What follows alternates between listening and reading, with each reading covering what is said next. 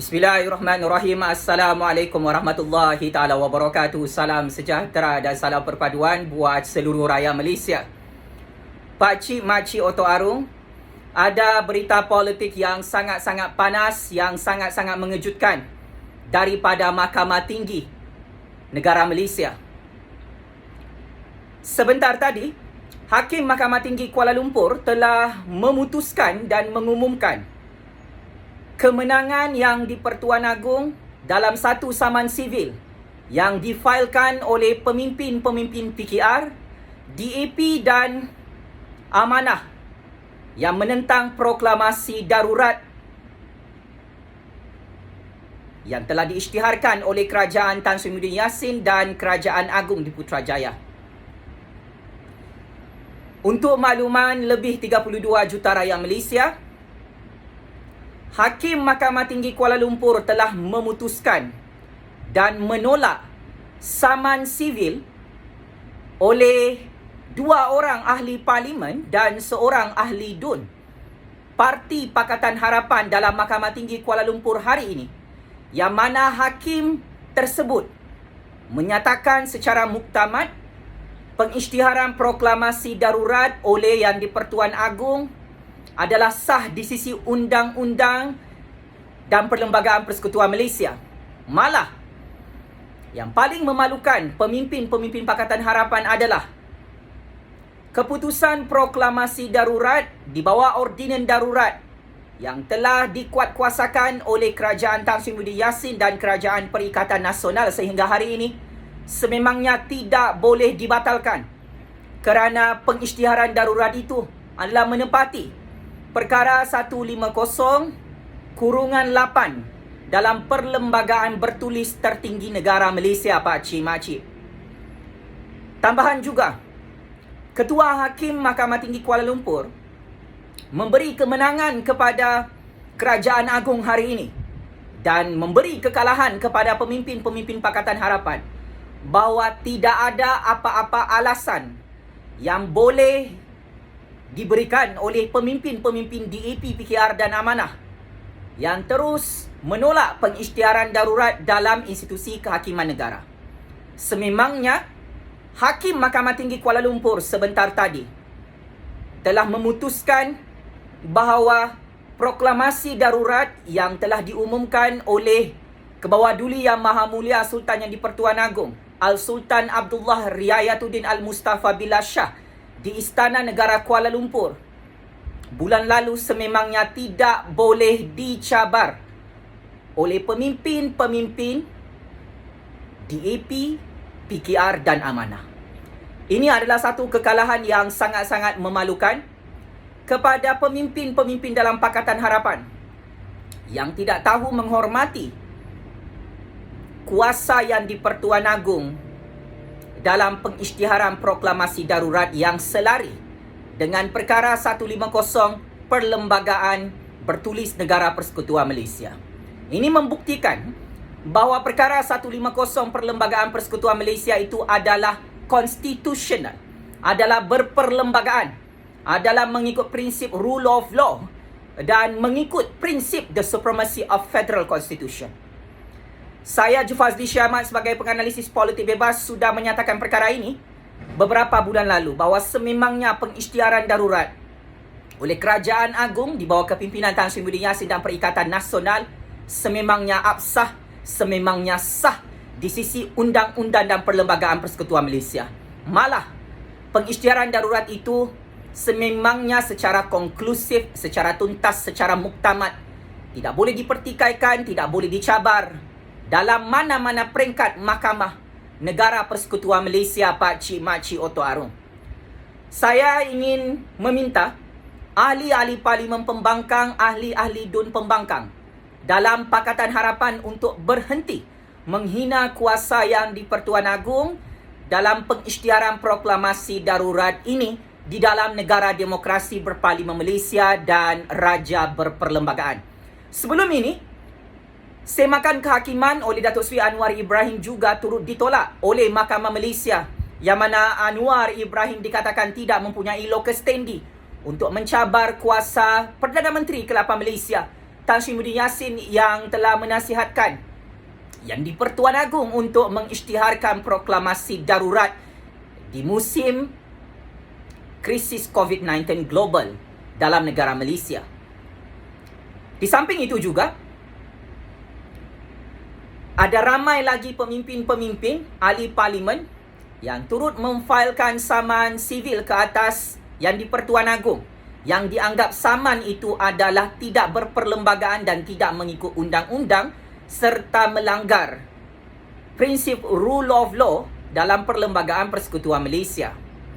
Oleh itu, Pak Cik Makcik, saya mengharapkan ahli-ahli parlimen pembangkang, pemimpin-pemimpin pembangkang untuk memohon maaf secara terbuka kepada Kerajaan Agung, kepada Kebawah-Duli Yang Maha Mulia Sultan Yang di-Pertuan Agong Al-Sultan Abdullah Riayatuddin Al-Mustafa Billah Shah, yang telah dihina kuasa baginda di dalam mahkamah negara maupun di luar mahkamah, mempertikaikan kuasa mutlak Yang di-Pertuan Agong dalam pengisytiharan proklamasi darurat.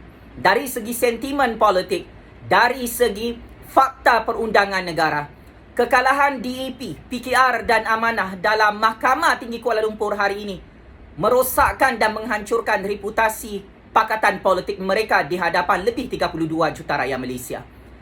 Parti PKR, DAP dan Amanah memang cukup sinonim dalam sejarah politik moden baru negara Malaysia, yang mana ini antara contoh parti-parti politik yang tidak menghormati undang-undang dan perlembagaan, tidak menghormati kuasa Yang di-Pertuan Agong dalam pengisytiharan proklamasi darurat yang sememangnya selari dengan Perlembagaan Persekutuan Negara.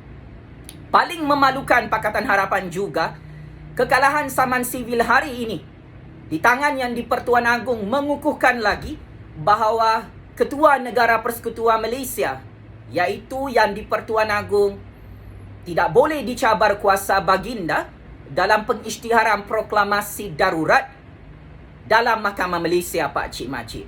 Sememangnya dalam sejarah perundangan dan sejarah institusi kehakiman negara, Yang di-Pertuan Agong tidak pernah kalah dalam isu pengisytiharan proklamasi darurat sejak negara Malaysia dibentuk pada 16 September 1963. Oleh hal demikian, kekalahan DAP, PKR dan Amanah ini perlu menjadi rujukan percaturan kuasa dan politik rakyat Malaysia pada PRU 15 akan datang.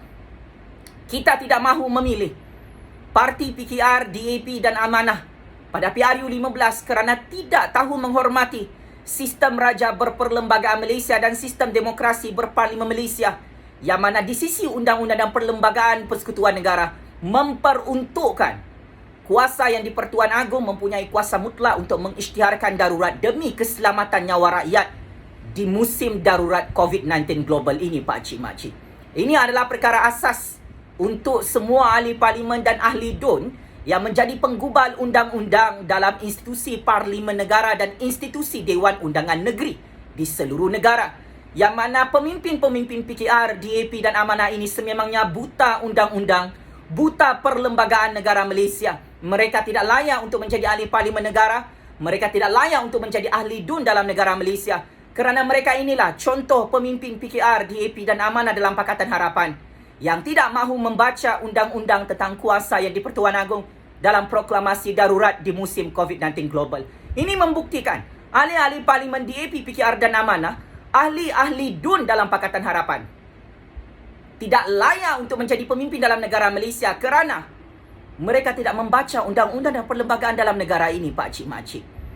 Mereka bersikap kurang ajar dan biadab kepada institusi Yang di-Pertuan Agong, sehingga mereka membuang masa para hakim dalam institusi kehakiman Malaysia untuk mengeluarkan saman sivil mencabar kuasa Yang di-Pertuan Agong dalam proklamasi darurat ini. Akhirnya, Hakim Mahkamah Tinggi Kuala Lumpur telah memberi kemenangan kepada prinsip rule of law, telah memberi kemenangan mengangkat the supremacy of federal constitution yang jelas. Secara legitimasi, kuasa pengisytiharan proklamasi darurat oleh Yang di-Pertuan Agong sememangnya tidak boleh dicabar oleh ahli-ahli parlimen Pakatan Harapan, oleh ahli-ahli DUN, parti PKR, DAP dan Amanah, sehingga mereka kalah secara rasmi sebentar tadi. Daulat tuanku Yang di-Pertuan Agong, semoga Allah Subhanahu Wa Taala terus merahmati kekuasaan yang di Pertuan Agong di Istana Negara Kuala Lumpur.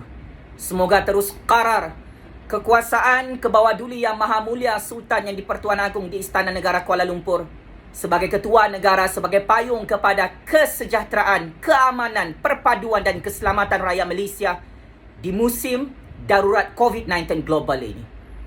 Wahai pemimpin-pemimpin PKR, DAP dan Amanah yang kalah dalam Mahkamah Tinggi Kuala Lumpur di tangan Yang di Pertuan Agong, jangan lupa minta maaf dengan Yang di Pertuan Agong. Jangan lupa minta maaf kepada lebih 32 juta rakyat Malaysia kerana kamu kurang ajar dan biadab, tidak tahu menghormati rule of law, tidak tahu menghormati Perlembagaan Persekutuan Malaysia yang telah memperuntukkan kuasa mutlak Yang di Pertuan Agong mengisytiharkan proklamasi darurat dalam perkara 150. Tabik Spring, Hakim Mahkamah Tinggi Kuala Lumpur hari ini kerana memberi kemenangan kepada Yang di Pertuan Agong dalam isu proklamasi darurat. Dirgahayu tuanku, daulat tuanku Yang di Pertuan Agong. Checkmate and game over. Pemimpin-pemimpin PKR, DAP dan Amanah dalam Pakatan Harapan yang kalah dalam Mahkamah Tinggi Kuala Lumpur di tangan Yang di Pertuan Agong sebentar tadi. Sekian. Wabillahi taufik wal hidayah. Wassalamualaikum warahmatullahi taala wabarakatuh. Terus hidup suara keramat rakyat sampai kiamat Pak Cik Mak Cik Oto Arum. Terus karar kekuasaan institusi Yang di Pertuan Agong di Istana Negara Kuala Lumpur, di tanah negara Malaysia yang merdeka dan berdaulat ini. Terima kasih.